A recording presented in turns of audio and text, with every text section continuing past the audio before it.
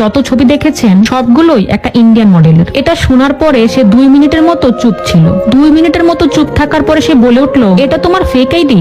আমি বললাম, আরে না, আমি তো সত্যি, শুধু ছবিগুলোই মিথ্যা। সে রাগান্বিত হয়ে ফোনটাই কেটে দিল। আমি ভাবলাম, যাক বাবা, বেঁচে গেছি, না হলে দেখা করানোর জন্য মডেল কোথায় পেতাম।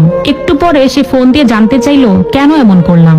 আমি বললাম, আমার ভয় লাগে ফেসবুকে অন্য সবার মতো করে ছবি ছাড়তে, যদি কেউ খারাপ কিছু করে ফেলে। এখন তো ছবি দিয়ে কত মানুষে কত কিছু করে বেড়ায়, আমার ভয় লাগাটা স্বাভাবিক নয় বুঝি? সে হেসে ফেললো আর বলল, কি যে বলো, সারা দুনিয়ার মানুষ ছবি ছাড়ছে, আর তুমি কোথাকার কোন সেলিব্রিটি যে তোমার ছবি নিয়ে মানুষ এটা সেটা করবে? বোকা মেয়ে, এখন তুমি তোমার রিয়েল পিক দিবে। আমি বলে উঠলাম, না, দেখা করতে গেলে নিজেই দেখিয়ে নিন। সে তো মহা খুশি, কারণ সে অনেক দিন থেকে আমাকে বলছে, কিন্তু আমি রাজি হই না। আজ নিজে থেকেই বলে দিলাম। ফোনটা রেখে দেবার পরে প্রচন্ড টেনশনে পড়ে গেলাম। মুখ ফুটেতে বলেই ফেললাম, এবার কি করব, কাকে দেখা করাবো? কাউকে বলতেও লজ্জা লাগছিল। আর সে তো মোটামুটি আমার সব ফ্রেন্ডকেই চিনে। হঠাৎ করেই মনে পড়লো ছোট থেকেই আমার বেস্ট ফ্রেন্ড রিমার কথা। ক্লাস 7-এ ওঠার পরে চিটাগাঙে তার ফ্যামিলি শিফট হয়। তার কথা আমি আমার হাজবেন্ডকে অনেকবার বলেছি, কিন্তু আমার হাজবেন্ড কখনোই তাকে দেখেনি। সে আমার ফেসবুকের ফ্রেন্ড লিস্টেই ছিল। আমি তাকে জিজ্ঞেস করলাম, তুই ঢাকা আসবি কবে? সে বলল, আসবো নেক্সট মান্থে। তুই দেখা করবি কবে? আমি তাকে ডেট জানালাম।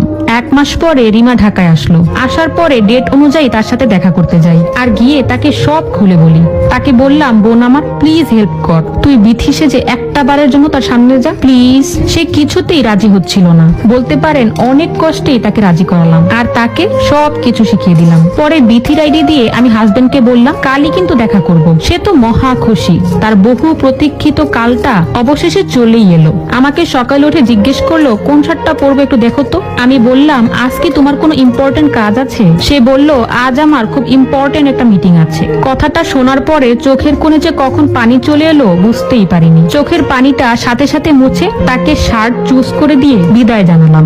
দিনটা আজ অনেক বড় লাগছে। মনে হচ্ছে যেন বিকালটা আসছেই না। 3টা মাস ধরে এই খেলাটা খেলে যাচ্ছি। গত 3টা মাসে শান্তি কি জিনিস আমি ভুলেই গিয়েছি। বুকটা ইদানিং প্রচুর ব্যথা করে আর খালি কান্না পায়। উফ, সে কি যন্ত্রণা! যাকে নিজের চেয়েও বেশি ভালোবাসি তাকে হারানোর যন্ত্রণা। এই যন্ত্রণাটা যে কতটা ভয়ঙ্কর আর ব্যাপক সেটা কেবল সেই জানে যে এগুলো ফেস করেছে। কিন্তু যখন প্রচন্ড কষ্ট হয় তখন ভাবি, আমার তো হ্যাপি হওয়ার কথা।